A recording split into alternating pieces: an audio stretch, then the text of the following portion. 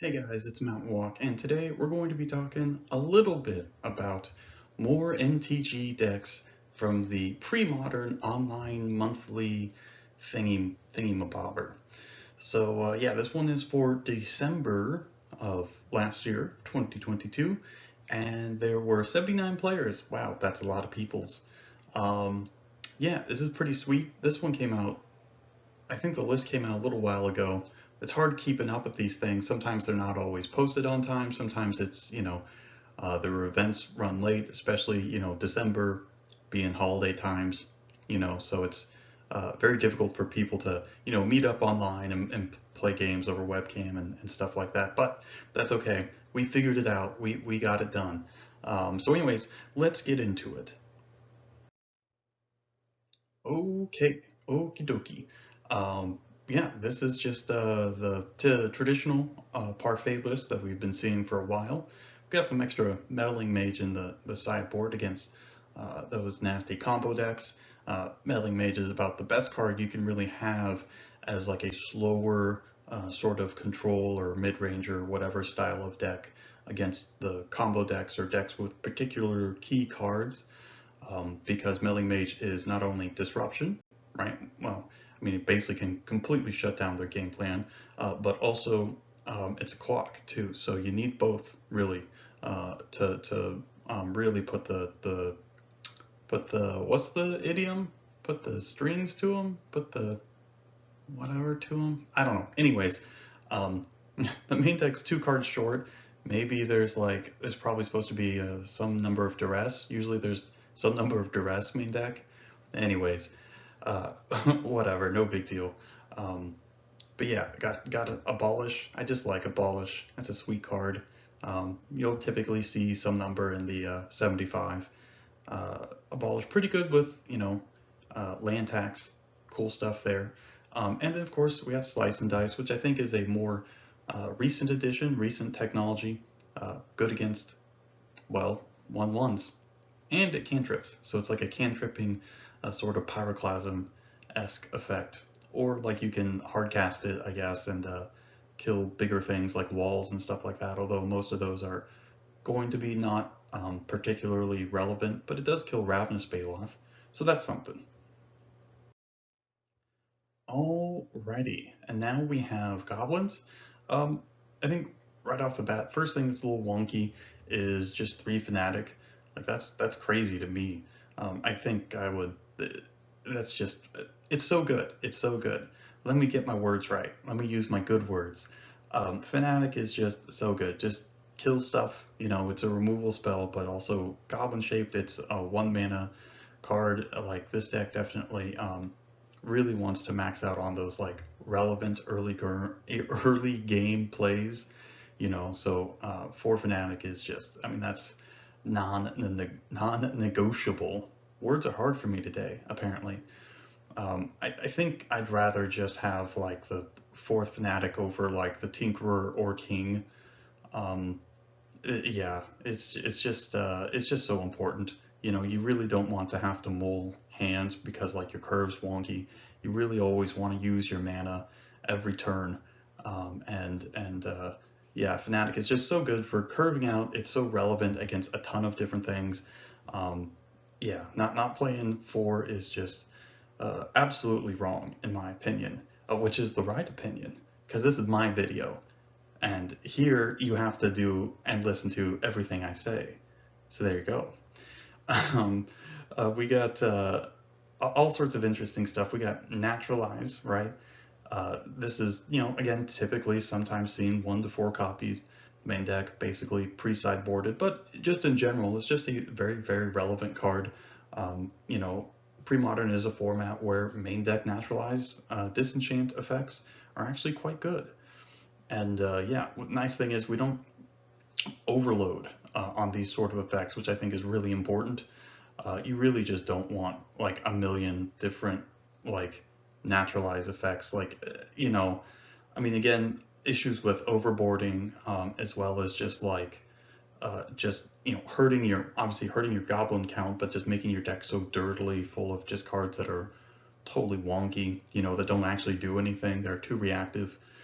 There's obviously big issues with that, but we only have generally about 5 um, disenchant sort of style effects, including the 2 tranquility, which is I think there's a pretty good argument for playing it over Tranquil Domain, because Tranquility better against something like Enchantress, because it kills like all their wild growths and fertile grounds and things like that, which is definitely pretty relevant, right? That's a big source of mana for them. So yeah, Tranquility, I think there's a pretty good issue, pretty good argument for playing it over Tranquil Domain. Typical sideboard stuff generally, but we got those Pyrokinesis, Crypts, Anarchies. Anarchy pretty good against it can, right, kill enchantments too, but it's has way more applications against like the white decks, the white aggressive decks. So yeah, like White Weenie, stuff like that. So yeah, pretty sweet there. So and I'd probably like I said, we gotta focus on the mana base too. I think especially with all these cards that you really want to cast sometimes early, sometimes often. I think again generally like a City of Brass is going to be pretty important. Just having another source just to push up that consistency a little bit, and you don't really lose too much by playing like another of those kind of effects. Again, it can hurt your like burn matchup Sly, that kind of thing. Against aggressive decks, that can be a bit of a liability, but really everywhere else where you're really looking for consistency, I mean, why have all these, naturalized effects if they're just going to rot in your hand some number of games? So yeah, I think replacing a mountain with a City of Brass is certainly a pretty good idea. I think you just have to make some number of concessions in this format, and City of Brass is just kind of like the best one, more or less, because it doesn't really screw up your curve, right? You can cast Goblin Lackey with it on turn 1, but turn 2 you can also cast Naturalize on their Mox Diamond or Oath or whatever. So pretty important stuff here. Anyways, yeah, so that's all I got to say about that. All right, and now we have a pretty cool blue-white list. This sort of blue-white mid-range deck. Yeah, this one is pretty sweet.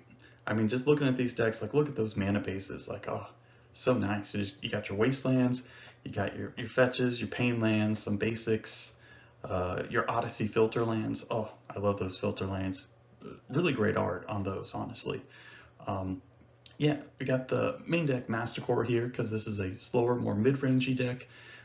Very powerful card, especially since you can Enlighten Tutor for it. Main deck, very powerful card against things like, well, all the creature decks. Think goblins, think Sly, elves, other random white decks, just all sorts of things, zombies, all sorts of stuff. So yeah, pretty sweet card. Then of course we have like the Parallax Wave and Parallax Tide. These are cards, well, Wave specifically, that have seen play in like dirtly sort of white decks before. Parallax Wave, I believe it was the Rebel decks that played Wave, and I think there were other decks too throughout like Standard and Extended and stuff that played Wave. Just because it's kind of a one-sided Wrath, you can just wave out random guys and there you go, good to go.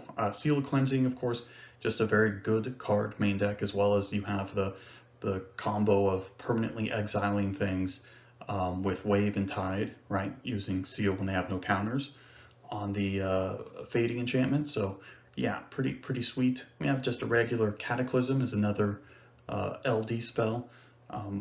Out of the sideboard, again, typical Enlightened Tutor stuff. We got Blue Elemental Blast, as well as a Chill against red decks, and that's pretty sweet. I definitely like having access to both.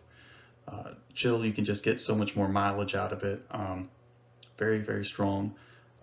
Then of course we got a random Morphling. I guess if you're looking to maybe beat up on like control decks, that might be an interesting thing, or maybe mid-range decks. I'm not sure exactly what the Morphling's for, but it is a hard to kill sort of thing that's pretty good late game when you have a bunch of mana. It makes it very difficult to kill. It's really good against aggressive decks, sort of.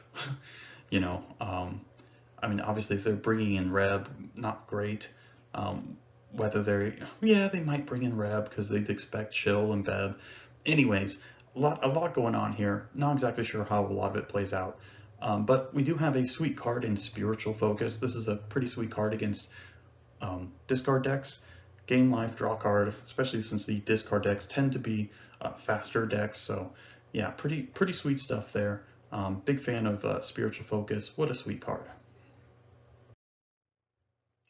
All right, and now we have it's Parfait again, except this one does have 60 cards in it. We got the sideboard Acroma. Again, if we're looking to just get an oath target that ends the game quickly, just against, well, it's very good against red decks, obviously, and it's a good blocker too, right? Unlike Nishoba. So Acroma can be very difficult depending on your board position for red decks to answer, so I can see why you'd want to maybe play in Acroma. I'm not 100% sure exactly what other applications it has, or even if it is for that, but that's okay. It's pretty neat oath payload. And of course, we have Gerard's Verdict as just additional copies of basically Duress. It's just more ability to interact with the unfair sort of decks. So this one is pretty good disruption. Turn 1 Duress, turn 2 Verdict. Although that's, can be a little tricky without Mox Diamond or Undiscovered Paradise. But you can do it, I guess. Although I guess if you go turn 1 land tax, you can always tutor up a Swamp to go turn 2 Verdict, which is still pretty good. So yeah, a lot of interesting stuff here. Again, I kind of like that because again, mages plus the verdicts plus the duress plus all your other disruption should make you pretty good against all the wonky sort of stuff that you can come across, all the weird decks.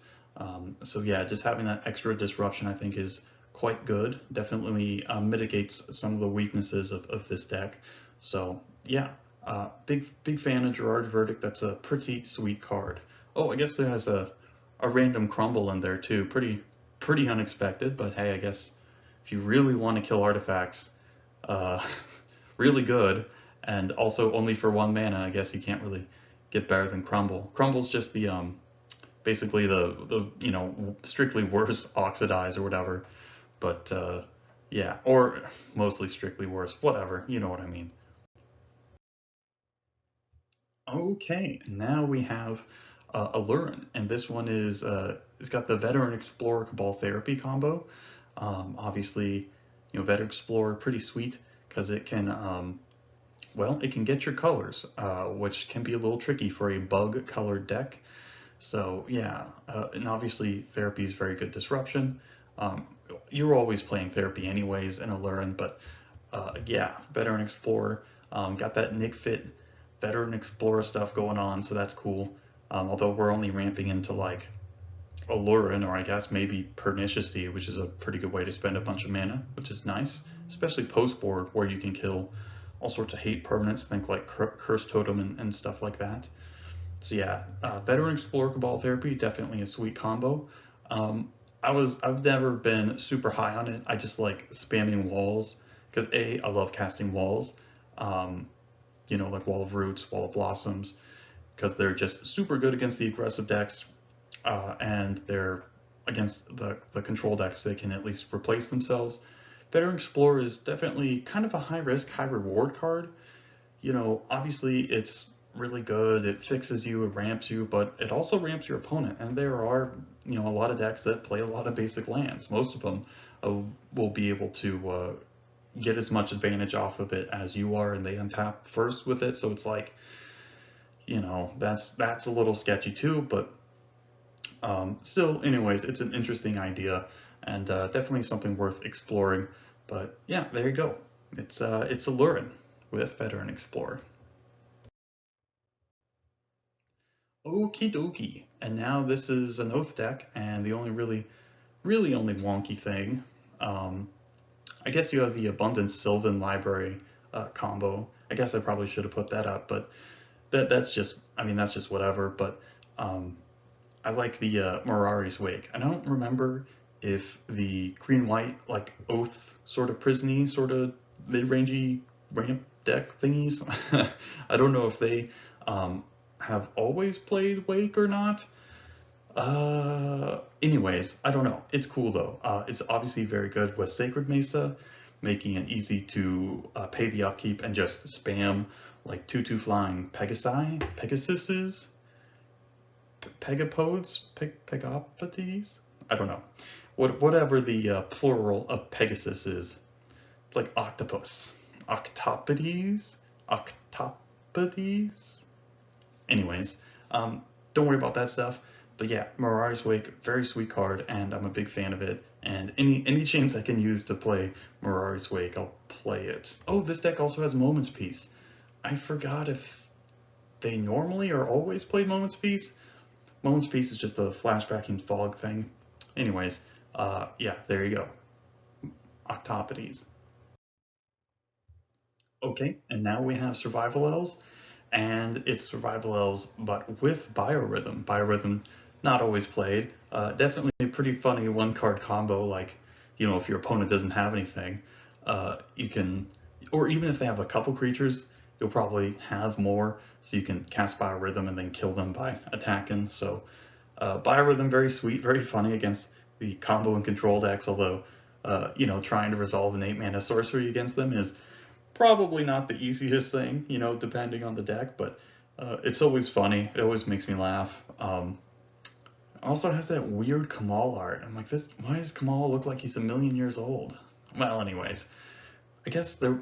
Well, never mind. I don't want to go into that, but yeah, Biorhythm, very sweet. Okie dokie.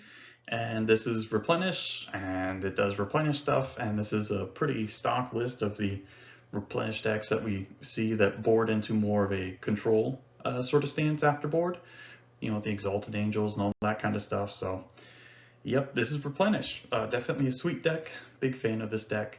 And yeah, just a nice, clean list, powerful stuff, good mana base.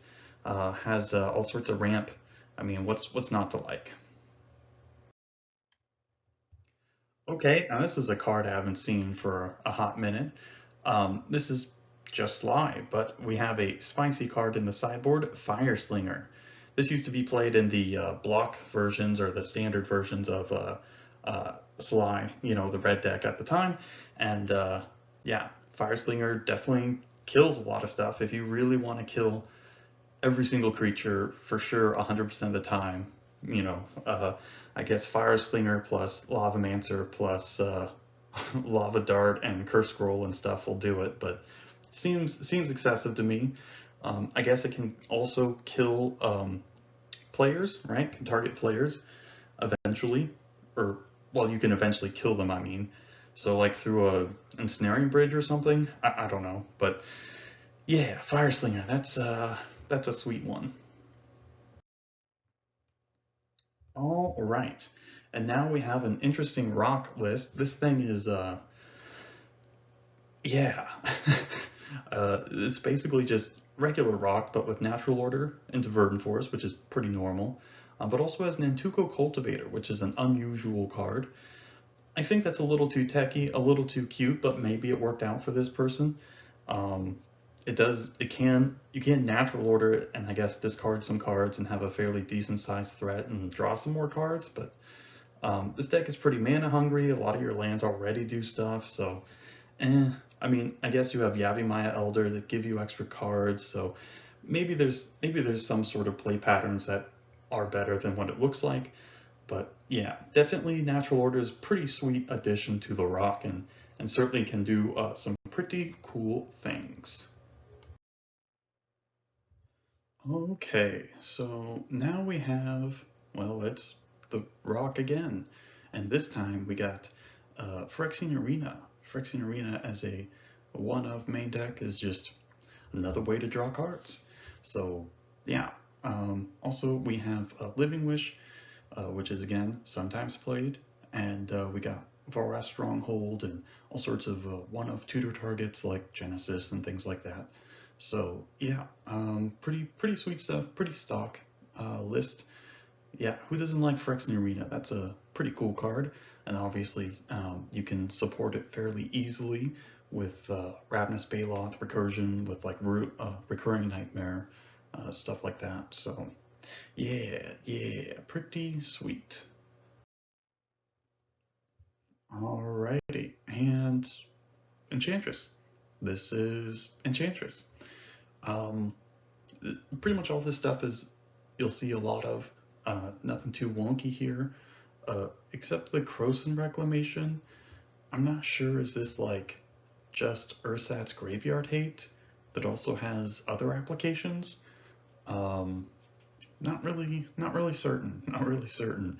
Maybe they're trying to save their own cards from Graveyard Hate. I don't know, but there is one Croson Reclamation to draw into or be milled into.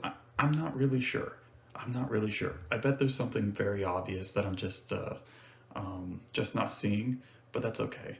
But yeah, this is nothing too wonky. This is a fairly uh, mostly typical list. I mean, I guess you have Parallax Wave, which isn't generally seen in these stacks, but whatever. It's an Enchantress, or it's a hit off Enchantress. It's you know, exiles creatures and stuff. So whatever works, whatever works.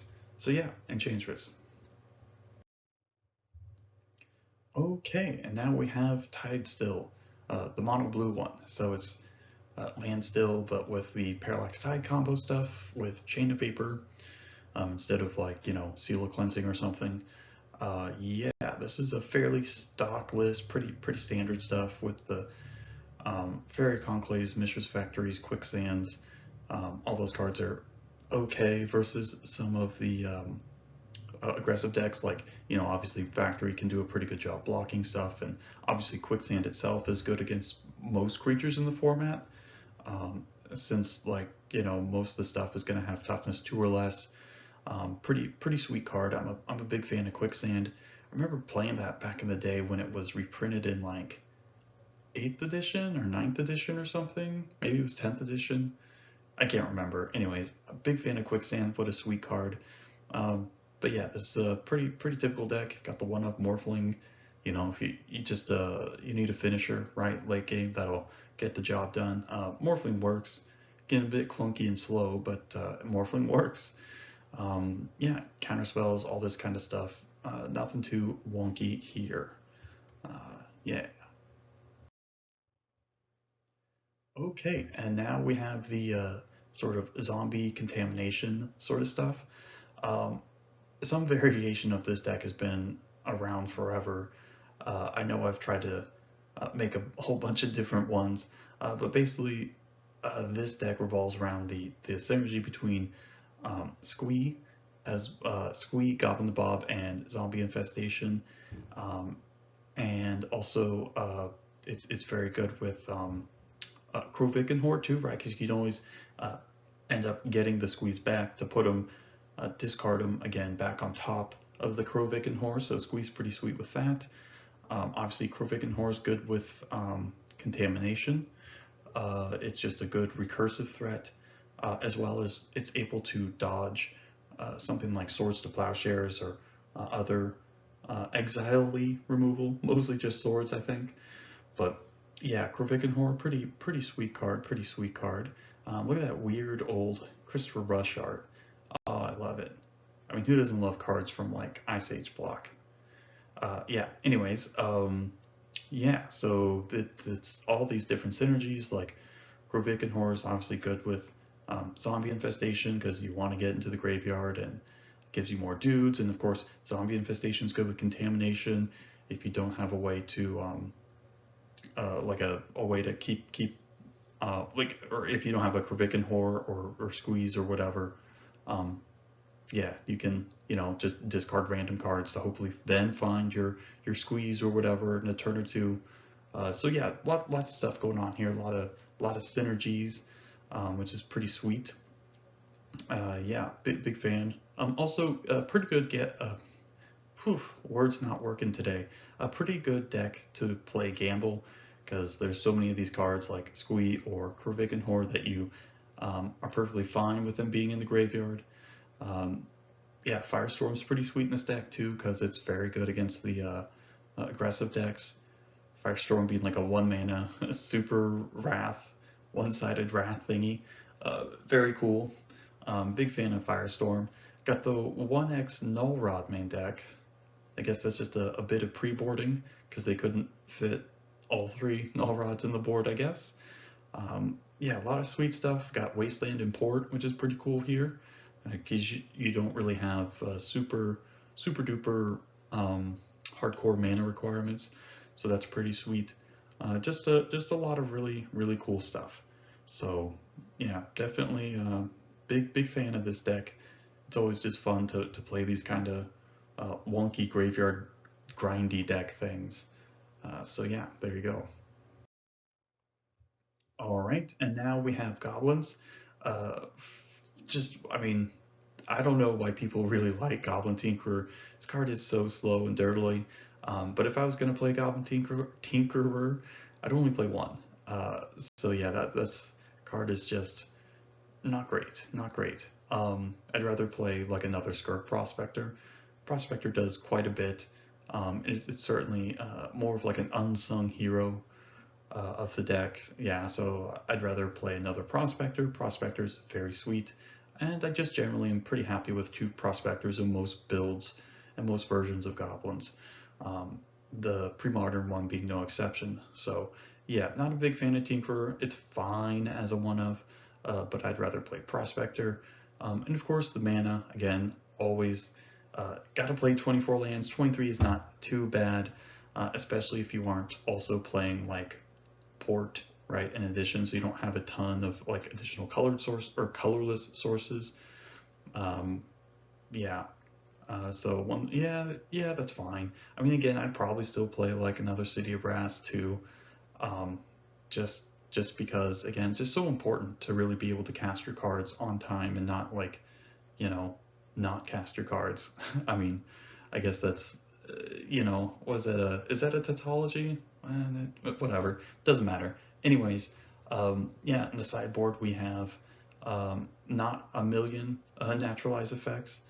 We have like 5 here, so 3 naturalized, 2 hold breach, which I think is fine. Like that's perfectly pretty good. Then Rebs and Pyrokinesis and all that good stuff. So Crypts, yeah. A little wonky, but I will forgive this person because the deck name is Grocery Store Goblins Isle. I don't know what that means, but I love it. I love it. All right. Anyways, yeah, let's go on to the next deck. And this is the deck that won. Oh my gosh. Congratulations, deck that won. Yeah, this is Stasis. I don't know. I mean, there's some stuff here where it's just like a little confusing. Like, what is the brain freeze for? Are we just trying to mill out like certain decks? Like, I'm not exactly sure why you'd want the brain freeze because typically you're going to be somewhat advantage versus the control decks generally. Um, maybe there's a lot more going on here. I think just milling with brain freeze just seems weird. Like I think if you want to mill decks out, quote unquote, you just play Felden's Cane, which this person is already doing. So that seems like a bit of a wasted slot. I'm not sure what the upheaval's for. Like, uh, I guess if you really wanted to like uh, untap and then I don't know. I'm not exactly sure what the play patterns or what upheaval does quite exactly. But I mean, it does solve big wonky board states and things that resolve, and so there is that, right? It does solve like every single board-based problem, right? So that's something. But Temporal Depth makes a little bit more sense, or I can understand why it was played.